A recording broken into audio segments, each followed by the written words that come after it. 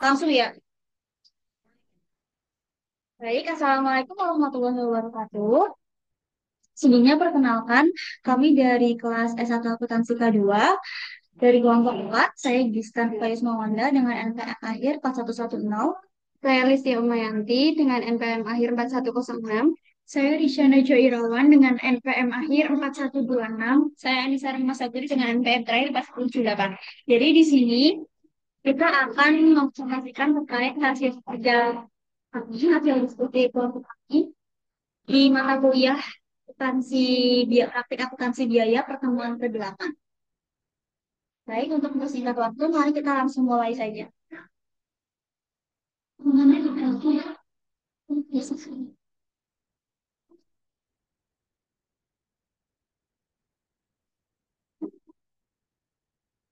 Nah, saya akan membacakan informasi tambahannya terlebih dahulu, yaitu pada awal bulan Januari 2016, PT Sablon Nusantara memperoleh pesanan khusus berupa kaos sablon sebanyak 10.000 lembar dari PT Sedap Angin. Pesanan harus dikirimkan ke pelanggan pertanggal 1 Februari 2016. Oleh karena itu, ketika pesan ini sudah jadi pada tanggal 29 Januari, dilakukan inspeksi. Ternyata dari 10.000 lembar tersebut ada 500 lembar yang dinyatakan cacat. Oleh manajemen, perusahaannya segera diinformasikan ke PPT setiap wangi karena ke 500 lembar kaos tersebut tidak mungkin diganti sesuai untuk dengan jadwal yang sudah disepakati. Untuk mengutip biaya per unit dari unit-unit yang catat tersebut, maka akuntan perusahaan diminta untuk menyajikan kartu biaya pesanan untuk PT Sedapwangi tersebut. Berikutlah kartu biaya pesanan yang diminta. Nah, pada halaman 64 di buku praktikum itu terdapat kartu biaya pesanan yaitu berupa tabel, lalu bertambah juga yaitu keluar oleh PT Sablon Nusantara. PT yang catat tersebut dapat dijual ke factory outlet seharga 10.000 per unit. Perusahaan memiliki kebijakan untuk menetapkan harga jual sebesar 150% dari total biaya produksi. Nah, kita diminta untuk membuat jurnal umum untuk biaya produksi, yaitu pada tanggal 5 Januari 2016 itu kita ambil dari bahan baku, yaitu jurnalnya yaitu menambah persediaan barang dalam proses dan mengurangi persediaan bahan baku sehingga persediaan barang dalam proses itu di debit 125 juta dan persediaan bahan baku di kredit sebesar 150 juta dan referensinya itu 101. Itu tertera pada buku kasusnya, berada tertera di buku kasus. Lalu pada tanggal 6 Januari juga diambil dari bahan baku sehingga menambah persediaan barang dalam proses dengan referensi 102 di debit sebesar 1.600.000 dan di kredit juga 1.600.000. Terus pada 8 Januari itu ada dua ya, ada dua pada kita bisa ambil di tenaga kerja langsung dan overhead pabrik yang dibebankan. Kita jurnal satu-satu terlebih. Yang pertama itu tenaga kerja langsung. Itu untuk jurnal ini persediaan dalam proses itu 45 juta di debit dan beban gaji yang harus dibayar yaitu 45 juta di kredit. Lalu tanggal 8 yang kedua itu kita ambil dari overhead pabrik yang dibebankan, yaitu jurnalnya persediaan dalam proses, yaitu sebesar 7.500.000 di debit dan pengendali overhead pabrik 7.500.000 di kredit. Untuk tanggal 10-nya itu kita ambil dari bahan baku langsung, sehingga itu akan menambah persediaan barang dalam proses yaitu sebesar 35 juta dan akan mengurangi persediaan bahan baku yaitu 35 juta. Lalu untuk tanggal 15 Januari 2016 ya, itu kita ambil dari ada dua tenaga kerja langsung dan overhead pabrik yang dibebankan. Kita jurnal satu-satu terlebih dahulu. Yang pertama itu tenaga kerja langsung. Nah, pada tanggal 15 yang kita ambil tenaga kerja langsung itu untuk jurnalnya yaitu persediaan barang dalam proses sebesar 45 juta di kredit, di debit dan beban gaji yang harus dibayarkan yaitu 45 juta di kredit. Lalu tanggal 15 yang kedua kita ambil dari overhead pabrik yang dibebankan yaitu uh, judulnya persediaan barang proses sebesar 7.500.000 di debit dan mengenai overhead pabrik 7.500.000 di kredit. Lalu tanggal 22. Tanggal 22 juga ada dua ya, ada dua yaitu kita ambil di tenaga kerja langsung dan overhead pabrik yang dibebankan. Nah, pada yang pertama yaitu yang pertama kita ambil dari tenaga kerja langsung yaitu jurnalnya itu persediaan dalam proses sebesar 45 juta di debit dan beban gaji yang harus dibayar yaitu 45 juta di debit. Lalu tanggal 22 yang kedua itu tanggal 22 Januari yang kedua itu ambil di overhead tapi ya dibebankan yaitu sebesar yaitu jurnalnya persediaan barang dalam proses sebesar 7.500.000 di debit dan pengendali overhead pabrik 7.500.000 di kredit. Pada tanggal 29 Januari kita ambil dari ada dua teman-teman yaitu yang pertama kita ambil dari tenaga kerja langsung, yang kedua juga kita ambil dari overhead pabrik yang dibebankan. Kita sudah satu-satu terlebih dahulu. Yang pertama kita ambil dari tenaga kerja langsung yaitu jurnalnya persediaan dalam proses sebesar 45 di debit dan beban gaji yang harus dibayar 45 juta di kredit. Lalu tanggal 92, tanggal 29 yang kedua, itu kita ambil yang dari overhead tapi yang dibebankan, yaitu finalnya persediaan dalam proses sebesar 7.500.000 di debit dan pengendalian overhead tapi sebesar 7.500.000 di kredit. Kita dulu. Baik, selanjutnya yaitu masuk ke tugas nomor satu. Asumsikan bahwa setelah melakukan negosiasi dengan PT Sedapwangi, diperoleh kesepakatan bahwa PT Sedapwangi mau menerima pesanan tersebut hanya sebanyak 9.500 unit. Buatlah jurnal untuk mencatat biaya produksi yang terjadi atas pesanan tersebut dan pengirimannya ke pelanggan apabila untuk poin yang A, ketika investigasi dilakukan mengenai penyebab timbulnya barang cacat tersebut, diketahui bahwa pada tanggal 26 Januari 2000 ketika 5.000 kaos terakhir ketika maaf ketika 500 kaos terakhir sedang disablon terjadi kerusakan pada mesin sablon sehingga hasil sablon menjadi cacat. Nah, untuk jawabannya di sini untuk nomor 1A, jika barang cacat disebabkan oleh kegagalan internal yaitu terjadi karena kerusakan mesin sablon, itu jurnalnya yaitu yang pertama persediaan barang cacat senilai 55 juta di debit yang diperoleh dari 500 unit dikali 10.000 rupiah. Kemudian harga pokok penjualan diperoleh dari eh, persediaan barang dalam proses senilai 371.600.000 rupiah dibagi 10.000, kemudian hasilnya dikalikan dengan eh, 9.500 unit akan menghasilkan nominal sebesar 353 juta 20.000 rupiah di debit.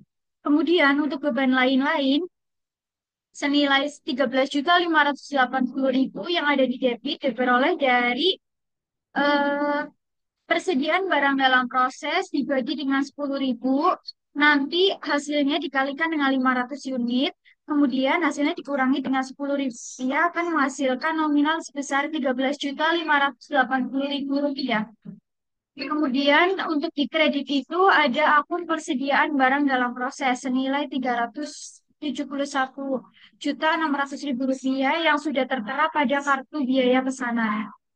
Kemudian piutang usaha senilai 529 juta 40 ribu rupiah itu diperoleh dari HPP, harga pokok penjualan senilai 353 juta 20 ribu rupiah dikali dengan 150%.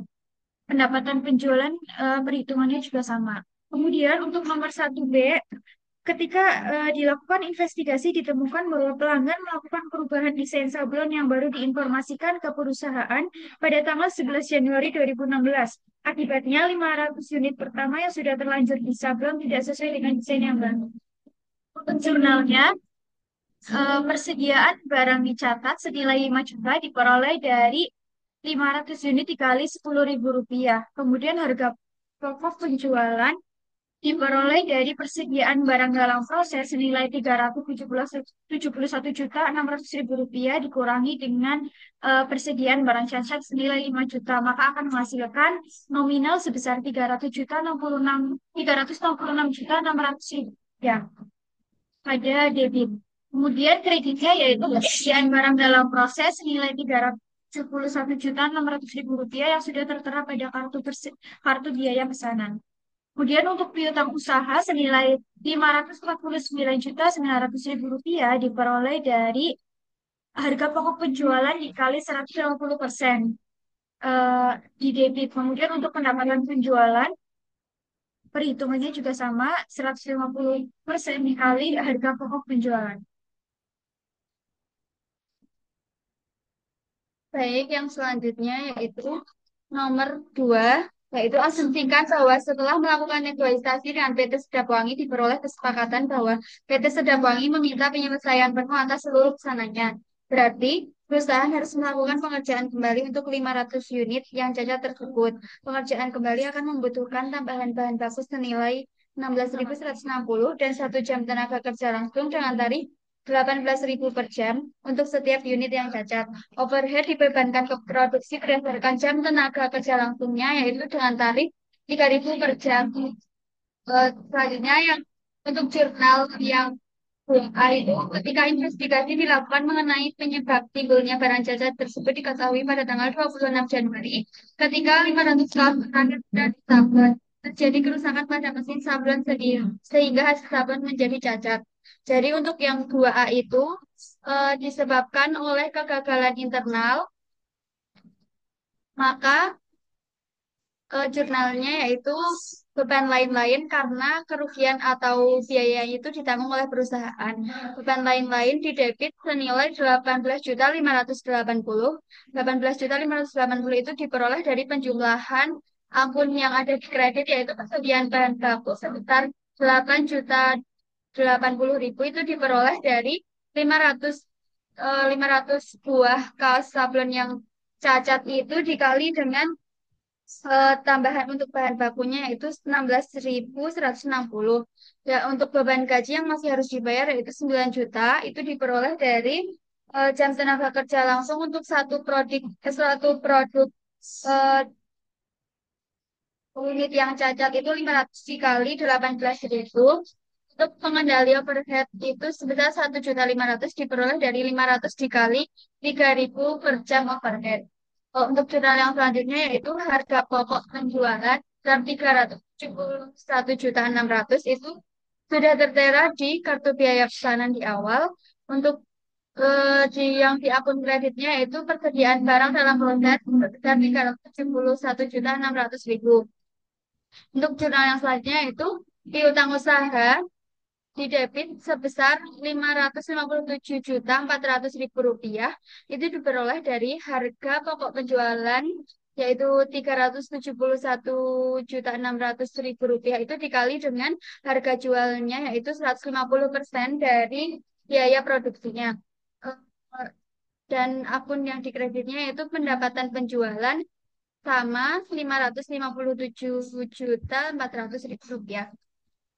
Dan untuk yang 2B yaitu ketika 500 unit yang terlanjur disabel itu tidak sesuai dengan desain baru yang disebabkan oleh pelanggan, maka jurnalnya yaitu persediaan dalam proses sebesar 18.580 dan di debit dan untuk di kreditnya yaitu persediaan bahan baku 8.080.000, beban gaji yang masih harus dibayar 9 juta dan pengendali overhead 1.500.000.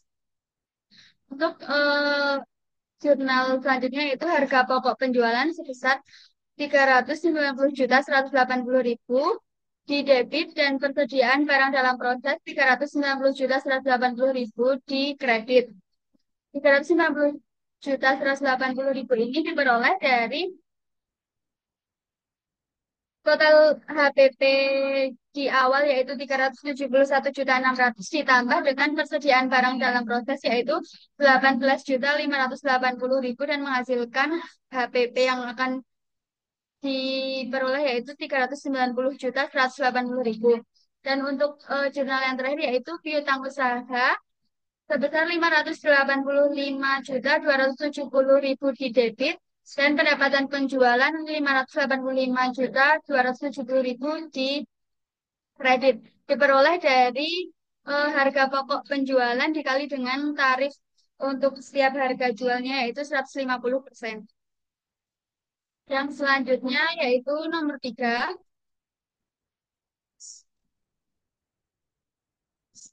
yaitu mencatat jurnal untuk mencatat barang cacat dan sisa potongan bahan kaos pada akhir setiap bulan. Asumsikan bahwa satu-satunya barang cacat yang berasal dari pesanan PT Surabangi. Buatlah jurnal untuk penjualan barang cacat tersebut. Jadi jurnal yang harus dibuat untuk pencatatan penjualan barang cacat yaitu kas sebesar 5 juta di debit dan persediaan barang cacat sebesar 5 juta di kredit. 5 juta itu diperoleh dari 500 unit produk cacat dikali dengan harga jualnya yaitu 10.000 per unit. Dan untuk yang nomor 4, jika diketahui bahwa pada akhir bulan perusahaan bisa menjual sisa potongan bahan kaos senilai 2.750, jurnal untuk mencatat penjualan bahan baku sisa tersebut yaitu kas sebesar 2.750 sesuai yang ada di soal, di debit dan pendapatan lain-lain di kredit sebesar 2.750.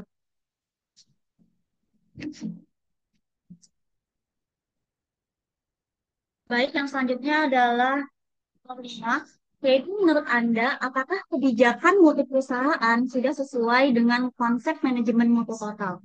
Berikan penilaian Anda mengenai kebijakan mutu perusahaan dan saran saran perbaikan apa.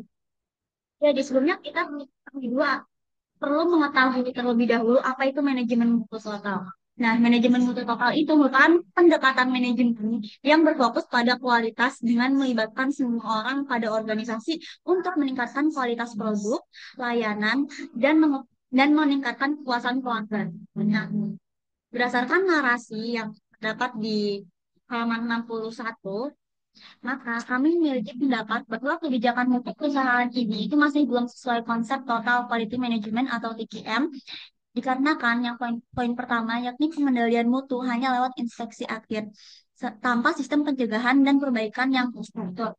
Yang kedua, manajemen puncak kurang aktif terlibat. Hanya fokus untuk mencari kesalahan tanpa mencari akar masalah dan memberikan apresiasi. Yang ketiga itu ada karyawan tidak dilibatkan secara aktif dalam perbaikan mutu dan hanya bagian inspeksi saja yang berperan. Lalu saran-saran dari kelompok kami yang pertama adalah perusahaan bisa mulai mengukur biaya mutu, pencegahan, penilaian, kegagalan internal, dan agar manajemen lebih fokus memperbaikinya. Yang kedua, libatkan semua karyawan lewat tim mutu, sistem saran, dan berikan penghargaan bagi yang berkontribusi. Yang ketiga, ada manajemen puncak, itu harus aktif dalam memberikan arahan, dukungan, dan juga motivasi.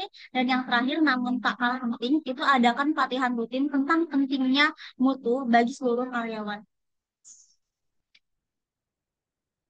Baik, maka selanjutnya presentasi dari kami terkait hasil diskusi temuan temuan ke-8 praktik akuntansi biaya telah selesai. Dari kami sebelumnya mohon maaf apabila terdapat salah kata yang pernah mengenakan. Terima kasih. Wassalamualaikum warahmatullahi wabarakatuh.